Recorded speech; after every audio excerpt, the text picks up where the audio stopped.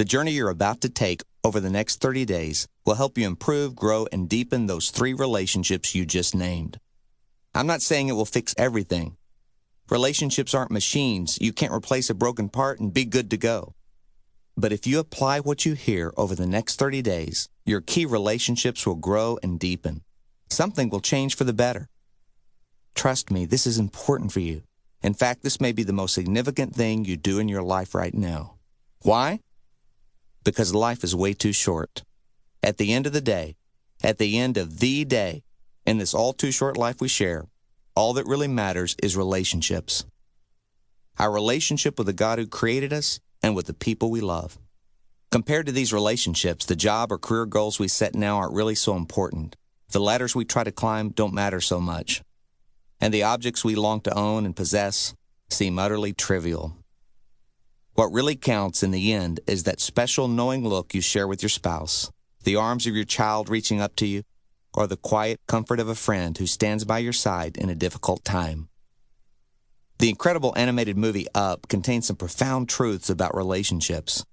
In a breathtaking sequence early in the film, we see the entire arc of the life of Carl, the balloon salesman, as he meets Ellie, falls in love, and gets married. They share a dream to travel to South America and save every penny for their big trip. But there's something familiar about the way their savings are used for the urgencies and emergencies of daily life, time and time again. Before Carl and Ellie know it, they're in their 70s, and although they have a beautiful marriage, they have never realized their dream adventure.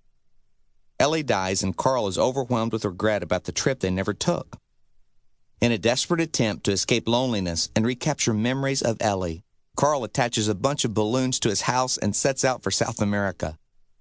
You begin to realize as the movie progresses that this dream trip they were saving for, this object of their future plan together, wasn't really that important after all.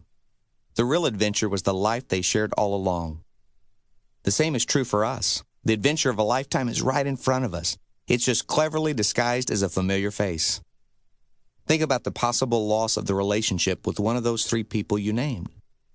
You can't do anything about death and the physical departure of one of them from earth. That's in God's hands. But you can do something about your relationship with them in life. Everything you've been told about relationships is upside down and wrong.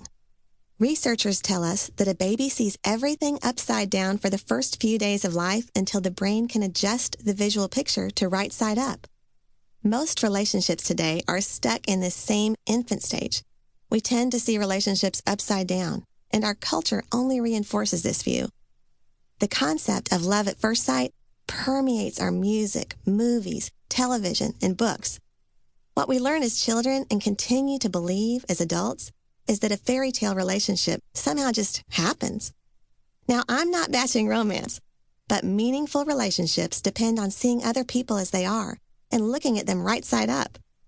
Real love, whether romantic love, a close friendship, or a family relationship, happens long after love at first sight. It shows up as people get to know each other more deeply, and often after they work through tough things together. Real love in relationships isn't a magic act. It's a journey. When people say it was love at first sight, what they really mean is, I was attracted to that person the first time I saw them. There's nothing wrong with being infatuated with someone at the start of a relationship. The real question, however, is do you have a love that's growing stronger and deeper every day? I don't believe in love at first sight, but I do believe in love at last sight. Each of my relationships has the potential to be better the next time we're together than it was the previous time. Friend me. It's ironic that even though our society is more technologically connected than ever before, most people feel increasingly isolated and completely disconnected from deep and rewarding relationships. You can have hundreds of online friends, but how many of them can you truly sit down with face to face and share your heart? It's more important to have one good friend than 1,000 acquaintances. Don't get me wrong. There's nothing wrong with social networking. Facebook, Twitter, and other sites can serve a useful purpose in connecting us to people. Technology is, after all, neutral. What matters is how you use it. A fire can burn you or warm you, and technology is no different. You can go online to research a medical question, pay your electric bill, or view pornography. The ability to connect with people online can be incredibly useful as long as you're smart about it. But it has its downside too. The canary in the coal mine is this. Social networking has changed our society's definition of friend.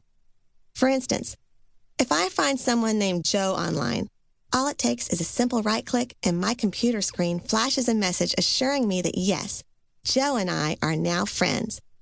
Now that we're friends, I wonder if Joe would drive me to the doctor when I'm too sick to drive myself, or hold my hair back from the toilet when I'm throwing up.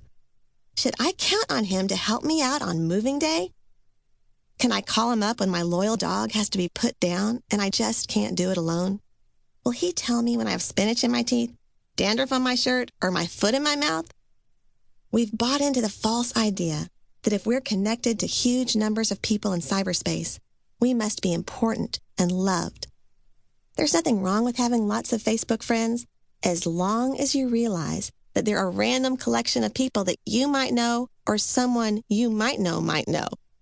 A real friend is someone who's with you, present in your life, someone who gives you their time, shares your hurt, and feels your ache.